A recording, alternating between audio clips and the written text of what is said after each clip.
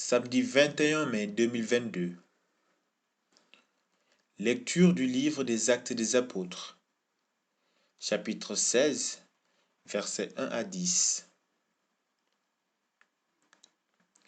En ces jours-là, Paul, qui avait quitté Antioche avec Silas, arriva ensuite à Derbé, puis à Lystre. Il y avait là un disciple nommé Timothée. Sa mère était une juive devenue croyante, mais son père était grec. À Lystre et à Iconium, les frères lui rendaient un bon témoignage. Paul désirait l'emmener. Il le prit avec lui et le fit circoncire à cause des Juifs de la région, car ils savaient tous que son père était grec.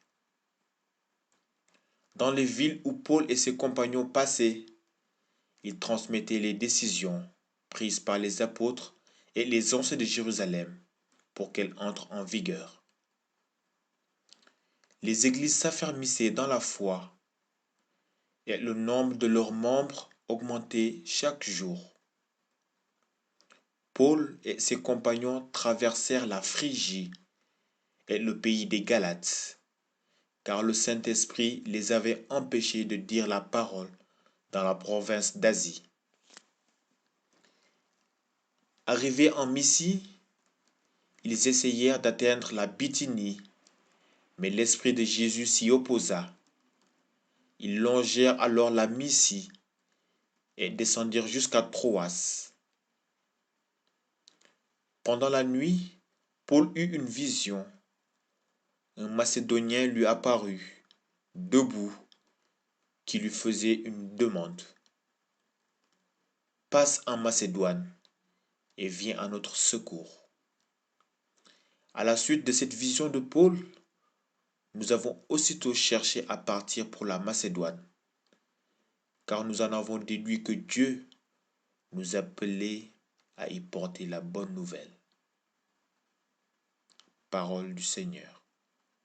Nous rendons grâce à Dieu. À travers le texte que nous venons de lire, 3 points pourraient nous interpeller. Donc, en premier point, on a Timothée qui était un bon disciple.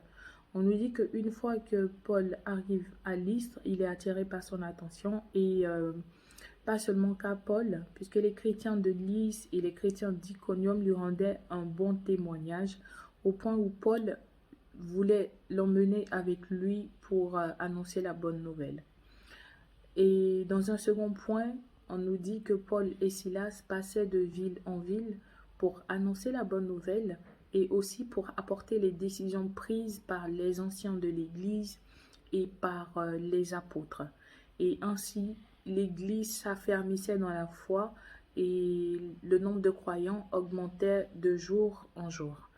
Donc, cette petite partie nous fait penser à une phrase du symbole de Nicée qui nous dit « Je crois en l'Église une, sainte, catholique et apostolique ». Et en troisième point, on nous dit que l'Esprit de Jésus, l'Esprit Saint, guidait Paul vers une ville pour annoncer la bonne nouvelle et les interdisait de passer dans des villes pour annoncer.